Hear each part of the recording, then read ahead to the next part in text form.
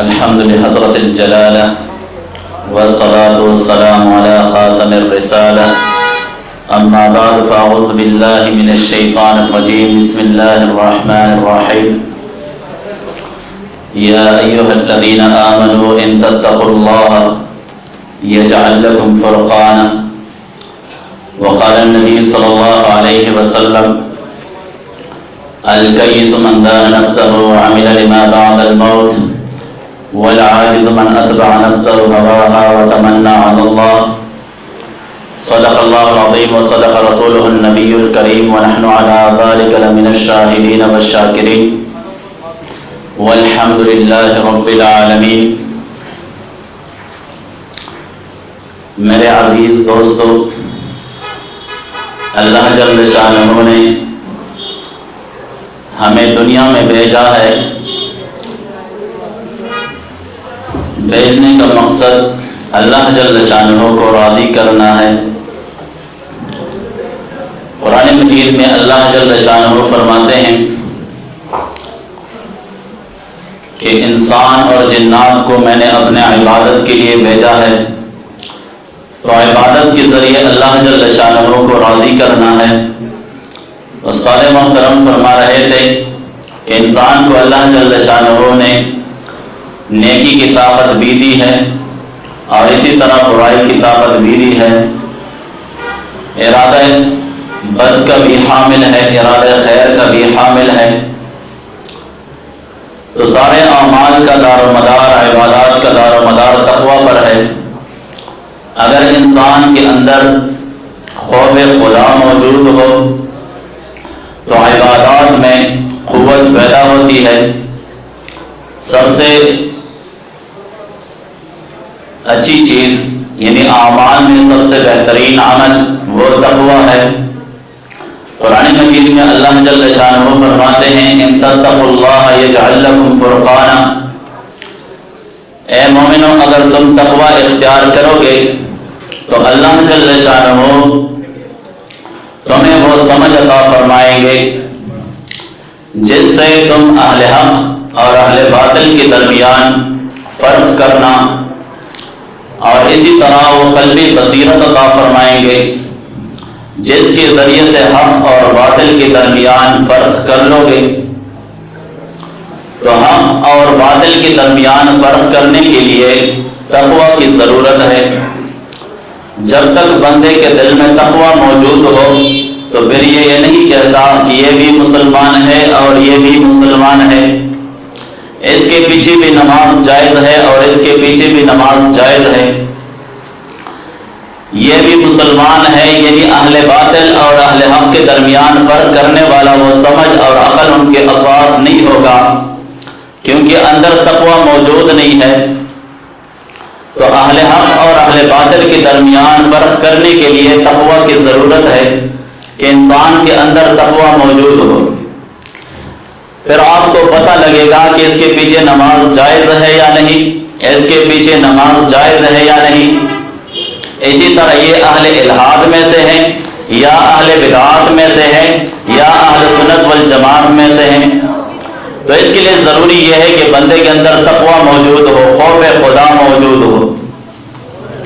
تقوی کی مثال حضرت خانقاہ رضی اللہ تعالیٰ عنہ سے حضرت عمر فاروق رضی اللہ تعالیٰ عنہ نے جب پوچھا کہ تقوی کیا ہے، تو حضرت خانقاہ رضی اللہ تعالیٰ عنہ نے جواب فرمایا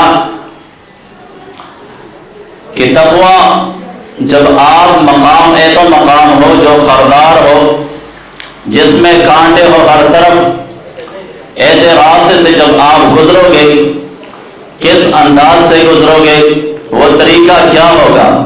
تو حضرت عمر فاروق رضی اللہ تعالیٰ عنہ نے فرمایا کہ جب خاردار مقام سے گزر ہو تو اپنے کپڑوں کو سمیٹنا ہوگا، اپنے کپڑوں کو ایک جگہ جمع کرنا ہوگا، اپنے جسم کو بچانا ہوگا تاکہ کپڑوں میں اور جسم میں کانٹے نہ گھسیں، کپڑے اور جسم کو خراب نہ کرے. تو ایسے جگہ پر طریقہ یہی ہے کہ اپنے آپ کو سنبھل کے چلنا ہے. اسی طرح دنیا کی مثال بھی ہے، ہر طرف بے حیائی ہو، ہر طرف فحاشی ہو، گناہوں کا بازار گرم ہو، میں چلنا ایسا ہے، برائی سے بھی بچنا ہے، ہر قسم کے گناہ سے بھی بچنا ہے، فحاشی سے بھی بچنا ہے، بے حیائی سے بھی بچنا ہے، بد نظری سے بھی بچنا ہے، اسی طرح ہر گناہ سے آپ نے بچ کر چلنا ہے۔ اگر دنیا میں زندگی بسر کرنا ہو، آخرت کی تیاری کرنی ہے، تو اس کے لیے طریقہ یہ ہے کہ کپڑوں کو بھی بچانا ہے، خاردار مقام ہو جسم کو بھی بچانا ہے، اسی طرح دنیا میں بے حیائی بھی ہے، گناہوں کا بازار گرم ہے، تو اس میں چلنے کا طریقہ یہ ہے کہ آپ کی آنکھیں بھی کنٹرول میں ہو، آپ کے ہاتھ بھی کنٹرول میں ہو، آپ کا دل متاثر نہ ہو، آپ کا جو جذبات ہے وہ ابھرے نہ، خواہشات سے بچ کے چلنا ہے، اپنے نفس کو دوسرے نفس کے تابع کرنا ہے، یعنی اپنے نفس کو کنٹرول میں لانا ہے تاکہ کسی اور طرف نہ جائے بلکہ اپنے مرشد کے ہاتھ میں ہاتھ دے، تو نفس دوسرے کے نفس کے تابع ہو تو پھر خواہشات کی طرف یہ نہیں چلتا۔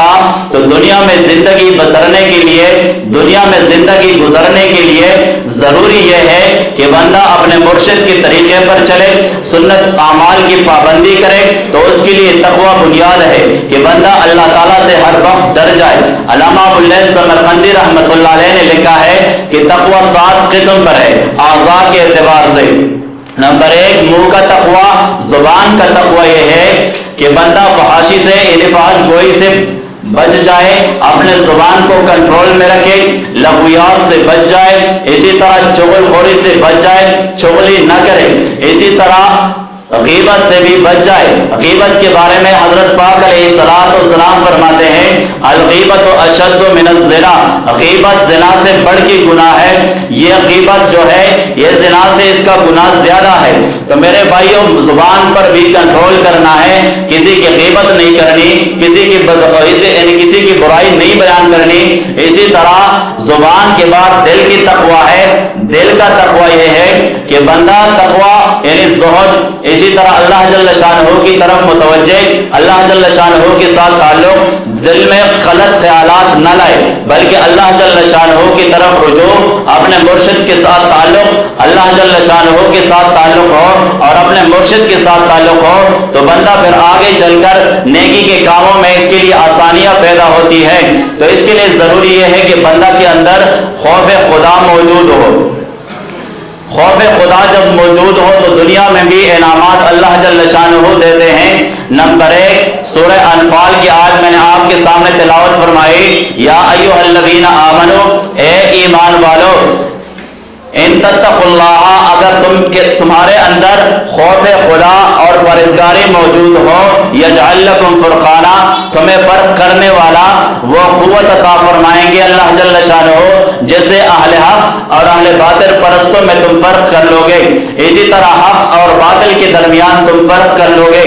اسی طرح مقاتل رحمۃ اللہ علیہ نے ایک روایت نقل کی ہے، یعنی مفسرین میں سے مقاتل رحمۃ اللہ علیہ نے یہ قول پیش کیا ہے فرقان کے بارے میں کہ تمہیں شکوک، دین کے بارے میں شکوک اور شبہات جو آئیں گے اس میں واقع ہونے سے محفوظ کر لیں گے، وہ طریقہ بتا دے گا اللہ جل شانہ جس کے ذریعے سے آپ شکوک اور شبہات سے بچ جائیں گے۔ نمبر 2 وَيُكَفِّرْ عَنْكُمْ سَيِّئَاتِكُمْ، اللہ جل شانہ تمہارے گناہوں کو چھپائیں گے۔ نمبر 3 وَيَغْفِرْ لَكُمْ، اللہ جل شانہ تمہارے گناہوں کو معاف کر دے گا۔ اسی طرح واللہ ذو الفضل العظیم، کیونکہ اللہ جل شانہ بہت بڑے فضل والا ہے۔ یہ 3 انعامات اللہ جل شانہ دنیا میں عطا فرمائیں گے۔ نمبر 2 دوسری جگہ اللہ جل شانہ فرماتے ہیں وَمَن يَتَّقِ اللَّهَ يَجْعَل لَّهُ مَخْرَجًا، دنیا کے اندر انسان پر خطرات آتے ہیں، مصائب آتے ہیں، پریشانیاں آتی ہے، اللہ جل شانہ اس سے نکلنے والا راستہ اللہ جل شانہ وہ راستہ عطا فرمائیں گے، یعنی آپ کو نکلنے والا راستہ اللہ جل شانہ دے گا۔ وہ میرے بھائیوں سب سے ضروری چیز ہے وہ تقوی ہے کہ دل کے اندر تقوی موجود ہو۔ جب تقوی موجود ہو تو آپ کے لیے رزق کی پریشانی نہیں ہوگی۔ آج دنیا میں دیکھ لو ہر شخص پریشان ہے، میرا دکان نہیں چلتا، میرا کاروبار میں برکت نہیں ہے، میرے مال میں برکت نہیں ہے، میرے گھر میں برکت نہیں ہے، میرے اولاد میں برکت نہیں ہے، اولاد جو میرا اولاد ہے وہ پریشان ہے۔ تو میرے بھائیو اس کے لیے ضروری یہ ہے کہ بندہ کے اندر تقوی موجود ہو، ہر وقت خوف خدا موجود ہو۔ اگر خوف خدا نہ ہو تو پھر آپ کی اولاد کی طرف سے آپ کو پریشانی آئے گی، مال کی طرف سے آپ کو پریشانی ملے گی، اسی طرح آپ کے گھر میں پریشانی اور مصائب آئے گی۔ جب اندر تقوی موجود نہ ہو، خوف خدا موجود نہ ہو، آپ گناہوں میں مصروف رہیں گے، آپ ادھر ادھر میں مصروف رہو گے، لیکن اللہ جل شانہ کی طرف آپ کی توجہ کا آنا، یہ تقوی اس کے لیے تقوی کا ہونا ضروری ہے کہ بندہ خوف خدا اس کے اندر موجود ہو، بندہ اللہ سے ڈر جائے، بندہ کے اندر پرہیزگاری موجود ہو، نیک اعمال کی طرف اس کی توجہ ہو، تو پھر اللہ جل شانہ دنیا میں انعامات دیتے ہیں۔ خلافت عثمانیہ کے بارے میں آپ نے تاریخ پڑھا ہوگا، حضرت عثمان ترک کا رہنے والا تھا، تو حضرت عثمان اس میں تقوی بہت زیادہ موجود تھا۔ نمبر ایک اس میں وصف تھا مہمان نوازی، ایک مہمان نوازی بہت زیادہ کرتا تھا، تو جب لوگ آتے تھے دوسری گاؤں میں تو یہ لاتا تھا، اس کو کھانا کھلاتا تھا۔ پھر اس کے قبیلے والے نے مشورہ کیا کہ اس کو منع کرنا چاہیے، تو جب سب نے مشورہ کیا تو حضرت عثمان کو کہا کہ آپ ان کو نہ لائے، ہمارے بچیاں ہیں یہاں پہ، عورتیں ہیں، ان کو نہ لائے غیروں کو۔ تو حضرت عثمان نے ان کو کہا جی ٹھیک ہے۔ پھر بعد میں دو اور مہمان لے آئے تو ان کو بھی کھانا کھلایا، تو پھر مشورہ کیا کہ اس کو تو مارنا چاہیے اور گاؤں سے نکالنا چاہیے۔ تو حضرت عثمان نے جب دوسرا مہمان لے آئے اگلے دن، تو محلے والوں نے مشورہ کیا کہ اس کو مارنا چاہیے، تو اس کو مارا اور پیٹا اور گاؤں سے نکال لیا۔ جب گاؤں سے نکال لیا، جب بندے کے اوپر پریشانی آتی ہے تو پھر اس کو وہ شخص یاد آتا ہے جو اس کے اوپر شفقت کرتا ہے، تو اس کو اپنا شیخ یاد آیا۔ جب اپنا شیخ یاد آیا، شیخ دوسرے علاقے میں رہتا تھا، تو ان کے خانقاہ میں تشریف لے گئے۔ جب ان کے خانقاہ میں تشریف لے گئے تو رات کو شیخ کو اپنا قصہ سنایا۔ شیخ کو کہا کہ شیخ میرے ساتھ یہ معاملہ ہوا ہے، گاؤں والوں نے نکال دیا ہے، مارا بھی ہے، پیٹا بھی ہے مہمان نوازی کی وجہ سے۔ تو شیخ نے کہا رات ہے، سو جاؤ، صبح کوئی تجویز پیش کر دیں گے، مشورہ کر لیں گے۔ جب رات ہوئی یہ سو گیا، رات جب یہ تہجد کے لیے اٹھا تو یہ تہجد کا پابند تھا، تہجد گزار تھا، تہجد کے بعد یہ تلاوت کیا کرتا تھا، اللہ جل شانہ کا کلام پڑھتے تھے۔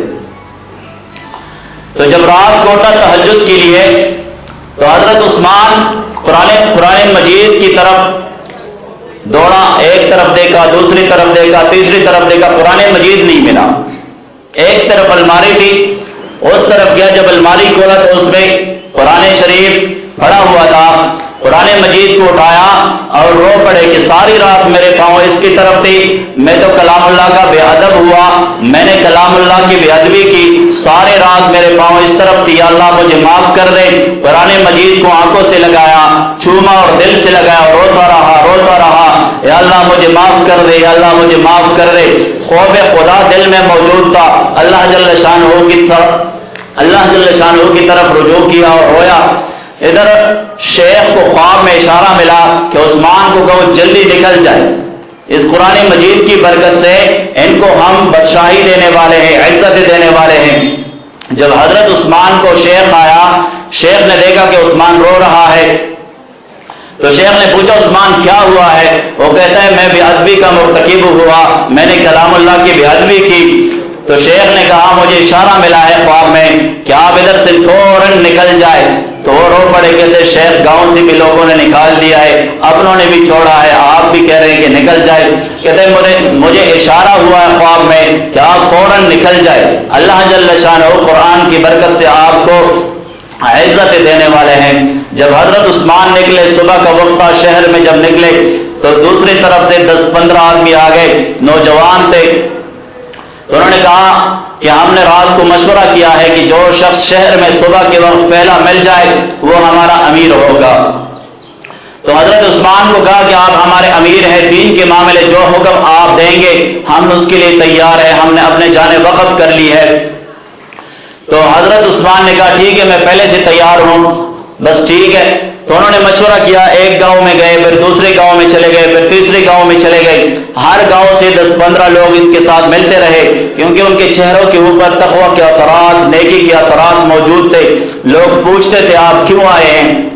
انہوں نے کہا ہم دین کے لیے اپنی جانیں وقف کر دی ہے، اس لیے ہم آئے ہیں۔ تو حضرت عثمان آگے جا رہا تھا، قافلہ چلتا رہا، تقریباً 1000 کی تعداد بن گئی۔ پھر انہوں نے مشورہ کیا کہ ایک جگہ عیسائی بادشاہ ہے، مسلمان ان سے بہت تنگ ہے، اس علاقے میں جاتے ہیں۔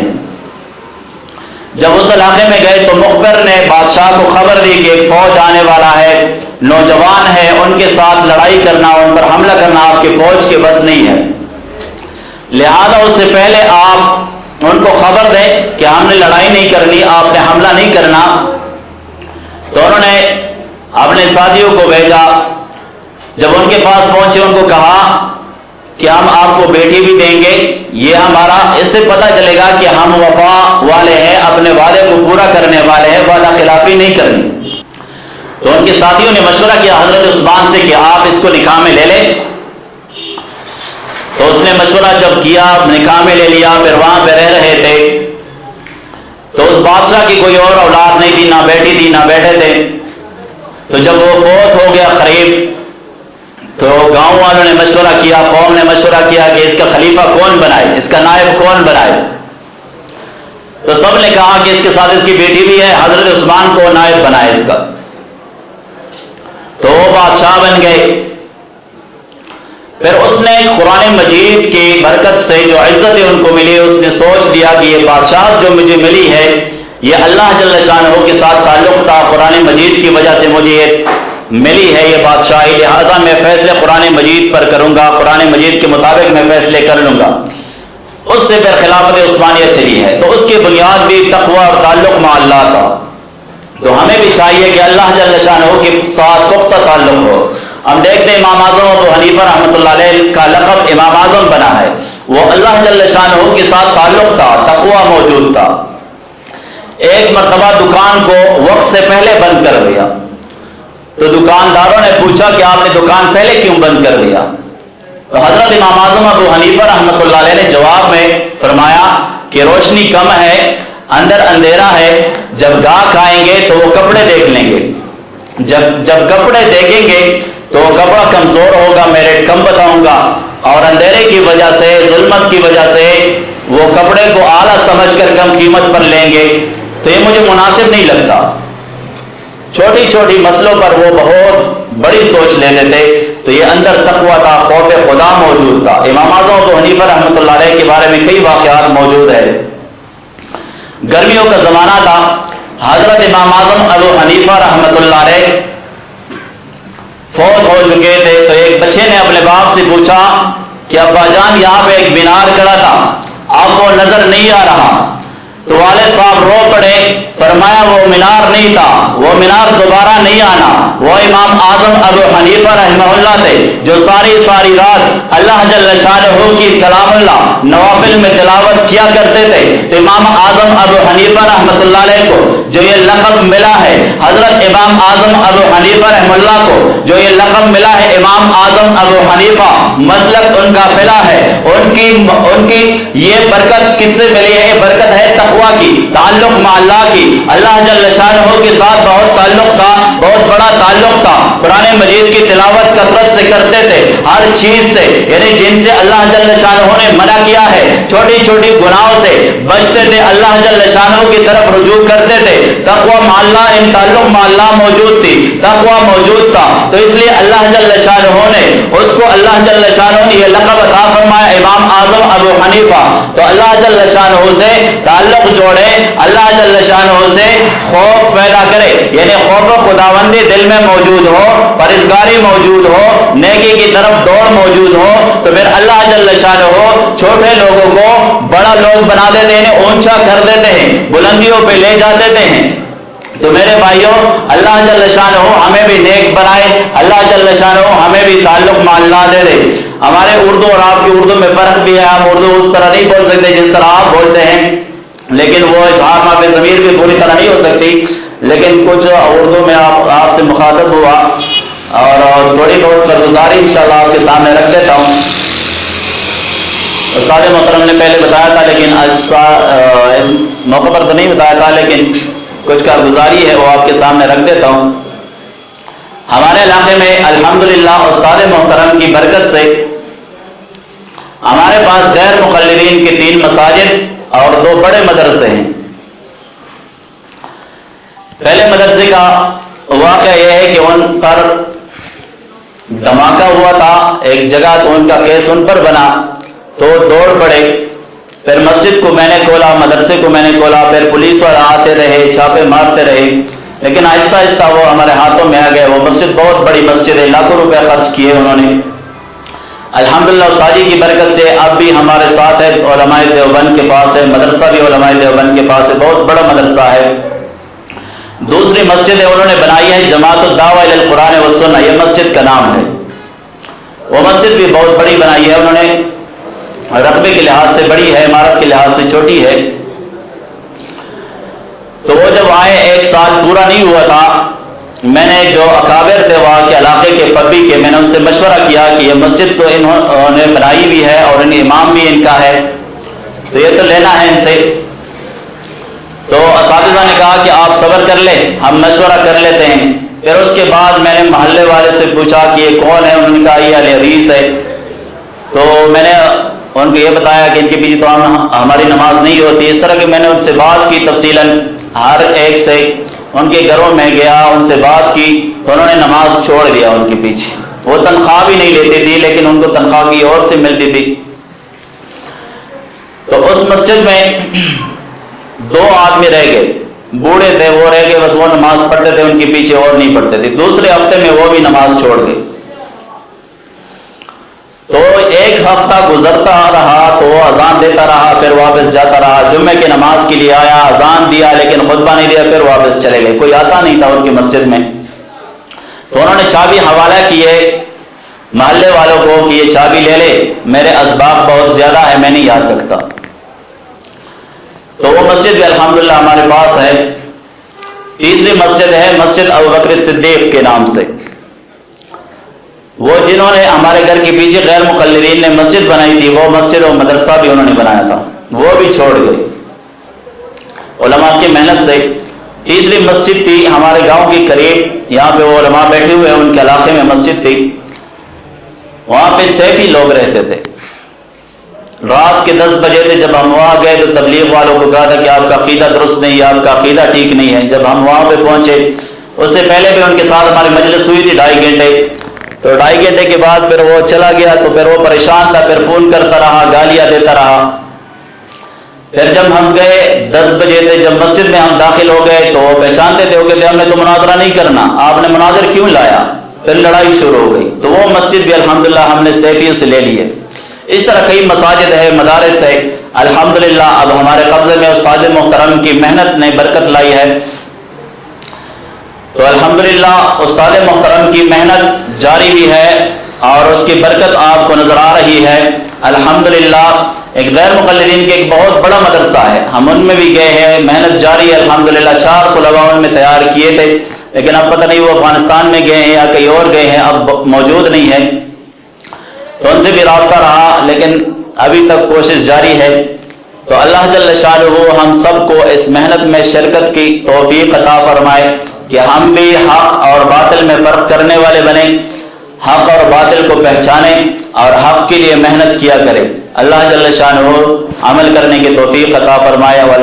وآخر دعوانا الحمدللہ رب العالمین۔ لا الہ الا اللہ، لا الہ الا اللہ، لا الہ الا اللہ، ما لنا رب سوا۔ لا الہ الا اللہ، لا